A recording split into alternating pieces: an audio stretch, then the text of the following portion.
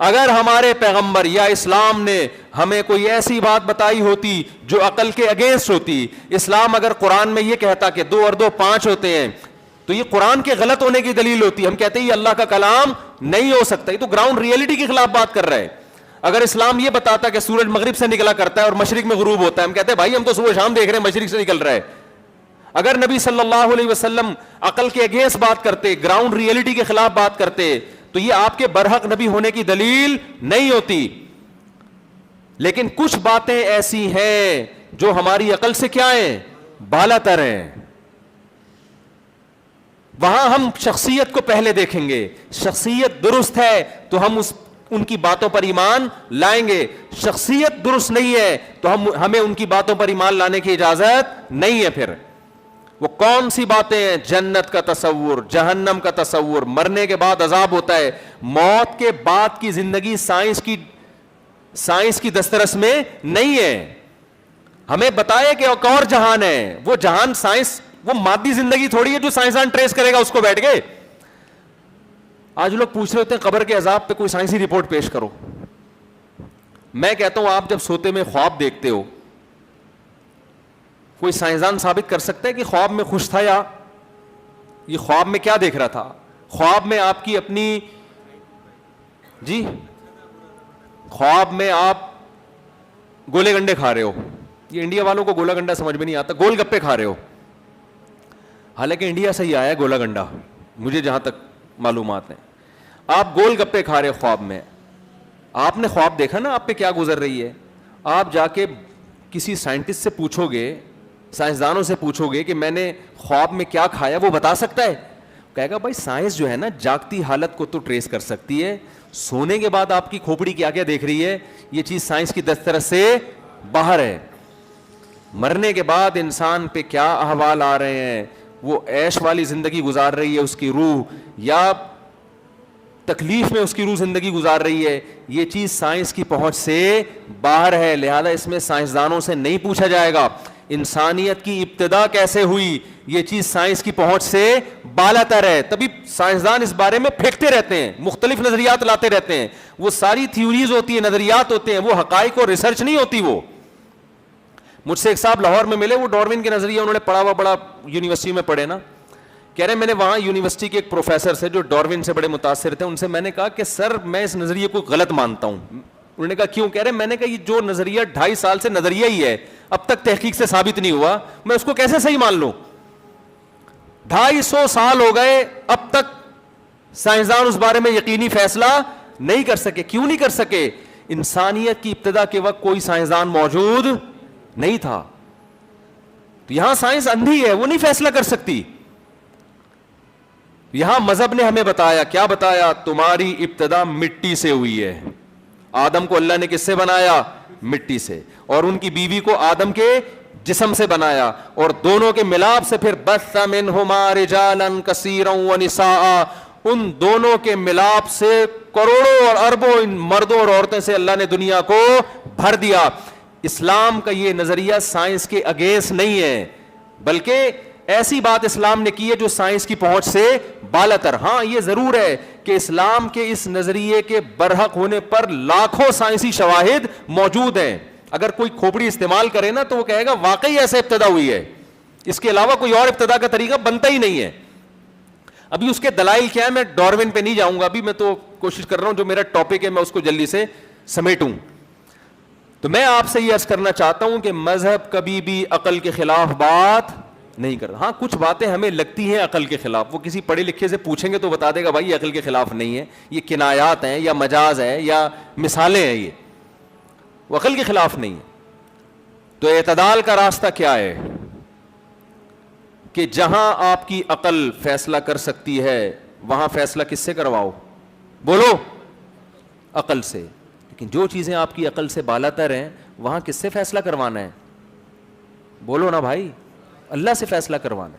اور اللہ نے اپنا قانون قرآن کے علاوہ کہیں اور نازل نہیں کیے, اور کوئی دعویٰ کر بھی نہیں سکتا. یہ اسلام ہی دعویٰ کر سکتا ہے, مسلمان ہی دعویٰ کر سکتا ہے کہ میرے پاس اللہ کا کلام ہے, کیونکہ کلام اللہ کے جو احکام ہیں وہ بھی نیچر کو اپیل کرتے ہیں, قرآن کے جو احکام ہیں نا وہ بھی نیچر کو کیا کرتے ہیں؟ اپیل. اور محفوظ بھی وہی ہے. دنیا میں کوئی یہ دعویٰ نہیں کر سکتا کہ میرے پاس جو دستاویز ہے یہ آرڈر کس کے ہیں؟ اللہ کے. وہ آرڈر ایسے ہیں کہ ان آرڈر کو دیکھ کے انسان کہہ دے گا خدا کے ایسے آرڈر ہو نہیں سکتے. تو اب میں آپ اصل بات کی طرف آتا ہوں جو اصل میرا موضوع شروع ہوا تھا. قرآن یہ کہتا ہے کہ تم اتنی پریشانیوں میں, اتنی ٹینشنوں میں, اس سے ایک سبق حاصل کیا کرو کہ تم اس دنیا کے آقا اور مالک نہیں ہو. تمہاری عقل کے اوپر, تمہاری طاقت کے اوپر ایک اور طاقت ہے جسے کیا کہا جاتا ہے؟ انگلش میں گاڈ کہتے ہیں, فارسی میں خدا کہتے ہیں.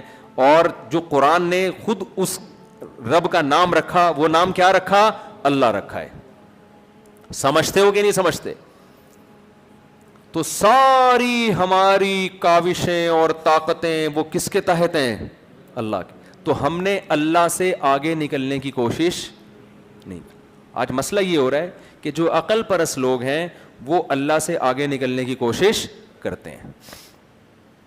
اللہ سے آگے نکلنے کی کوشش دو طرح سے ہوتی ہے, وہ میں بتا دیتا ہوں تاکہ ان دونوں طریقوں سے آپ بچیں. ایک کوشش تو وہ ہے جو ملحد اور کافر لوگ کرتے ہیں. ایک کوشش وہ ہے جو کون کرتا ہے؟ کافر. وہ کوشش وہی ہے جو میں نے بتایا. وہ کہتا ہے صحیح اور غلط کا فیصلہ میری کھوپڑی کرے گی. میں مولویوں سے نہیں پوچھوں گا, مفتیوں سے نہیں پوچھوں گا, علماء سے نہیں پوچھوں گا, قرآن سے نہیں پوچھوں گا, حدیث سے نہیں پوچھوں گا, یہ نہیں دیکھوں گا فقہا کی کیا رائے ہے اس بارے میں, بلکہ میں خود فیصلہ کروں گا. یہ وہ لوگ ہیں جو یورپ اور امریکہ میں رہتے ہیں, ان کی سیکولر ریاستیں جسے کہا جاتا ہے. تو انہوں نے کیا کر دیا؟ انہوں نے جو سوسائٹی کا بیڑا غرق کر دیا, کیونکہ عقل بہت سی جگہوں پہ عاجز آ جاتی ہے. انہوں نے کہا بھائی ہومو سیکسولیٹی میں کیا ہے, عقل کے کیا خلاف ہے؟ وہ بھی کہہ رہے راضی, یہ بھی راضی, دونوں کو مزہ آ رہا ہے, تو کسی کو تکلیف کیوں ہو رہی ہے؟ عقل کیا کہے گی؟ یہاں بیٹھ کے آپ عقل کی دلائل کا جواب دے سکتے ہو؟ آپ عاجز آ جاؤ گے بھائی. آپ بولو گے بغیرتی ہے, وہ کہیں گے بغیرتی کی ڈیفینیشن کیا ہے؟ کوئی ڈیفائن کر سکتا ہے بغیرتی کو؟ بھائی کچھ چیزیں محسوس ہوتی ہیں, ان کو ڈیفائن, یہ محسوس ہونے والی چیز ہے, اس کی کوئی ڈیفینیشن. اصل میں دنیا نا ہر چیز کو ڈیفینیشن سے سمجھتی ہے. بہت سی چیزیں انتہائی آسان ہوتی ہیں, ڈیفائن کرنے جاؤ مشکل بن جاتی ہیں وہ. مثال کے طور پر میں آپ سے کہتا ہوں جگ لے کر آؤ, آپ کہتے ہیں یار جگ پتہ نہیں کس کو بولتے ہیں. مفتی صاحب آپ جگ کی ڈیفینیشن بیان کریں. میں چونکہ سائنس کا طالب علم ہوں, میں ہر چیز از کالڈ جگ. جیسے ایک جس قوم کا واقعہ وہ نہیں سناؤں گا, وہ پھر غیر مسلم قوم ہے, وہ ناراض ہو جاتے ہیں. کسی سے پوچھا بچے سے کہ بیٹا نیوٹن کا قانون تمہیں یاد ہے؟ پہلا قانون. اس نے کہا یاد ہے, آدھا یاد ہے, آخر سے وہ بھی. اس نے کہا چلو آخر سے آدھا سنا دو. اس نے کہا از کالڈ نیوٹنز لا. آخر سے آدھا یاد. تو ہر چیز کو لوگ کہتے ہیں نا سائنٹیفک طریقے سے سمجھیں, مسلط کر لیے سائنسدانوں کو اپنے اوپر. تو اب کیا ہے, میں آپ سے کہتا ہوں جگ لے کر آؤ. اتفاق سے آپ کو جگ کا مطلب نہیں پتا تھا. آپ کہنے سر آپ ذرا ڈیفائن کر دیں جگ کی ڈیفینیشن. میں کہوں جگ وہ آلہ ہے جس میں پانی بھرا جاتا ہے, آپ بالٹی اٹھا کے لے آئے. میں کہوں جگ وہ آلہ ہے جس میں عام طور پر پینے کا پانی ڈالا جاتا ہے, آپ گلاس اٹھا کے لے آئے. میں کہوں جگ اصل میں اس برتن کو کہتے ہیں جس میں بالٹی سے کم اور گلاس سے زیادہ پانی ہو, آپ لوٹا اٹھا کے لے آئے. جتنی ڈیفائن کرتے ہو پھنستے چلے جاؤ گے آپ. میرا خیال ہے 6-7 مہینے کے بعد جا کے آپ کی سمجھ میں آئے گا کہ یہ کیا منگوا رہے ہیں مجھ سے. اس سے بہتر نہیں ہے میں اٹھاؤں گلاس میں بولوں اس میں لے آ بھائی, تو سوری جگ دکھاؤں بھائی اس کو بولتے ہیں اس میں لے آ پانی. سمجھ میں آ رہی ہے بات؟ غیرت, حیا, شرم, بخل, کنجوسی, یہ وہ چیزیں نہیں ہیں جن کو آپ لفظوں میں ڈیفائن کریں. یہ محسوس ہونے والی چیزیں ہیں اور یہ ڈیفائن نہیں کی جا سکتی. لیکن انسان کو انسان کا بچہ بنانے میں سب سے زیادہ ان چیزوں کا دخل ہے. یہ چیزیں نکل جائیں تو انسان میں اور گدھے گھوڑے میں کوئی فرق امپورٹنٹ اتنی ہے کہ انسان کو انسان کا بچہ یہ چیزیں بنا رہی ہیں. لیکن ڈیفائن کرنا ممکن نہیں ہے. اسی وجہ سے یہ پیغمبروں سے سیکھی جاتی ہیں. غیرت مند لوگوں کے پاس بیٹھو گے تو غیرت خود بخود ٹرانسفر ہو جائے گی, بے غیرتوں کے پاس بیٹھو گے تو کیا آ جائے گی؟ بے غیرتی آ جائے گی. انتہائی امپورٹنٹ چیزیں ہیں لیکن لفظوں میں ان کو ڈیفائن نہیں کیا جا سکتا. حیا کیا چیز ہے لفظوں میں ڈیفائن کر سکتے ہو؟ نہیں ہو سکتا لفظوں میں ڈیفائن. سخاوت کیا چیز ہے؟ کوئی معیار ہے کہ اتنا پیسہ خرچ کرو تو سخی بن جاتا ہے؟ ہر قوم کا اپنا معیار ہے. کنجوسوں کے ہاں چونی دے دو گے, کہیں گے یار آج تو اس نے حاتم طائی کی قبر پہ لات مار دی, اتنا سخی آدمی.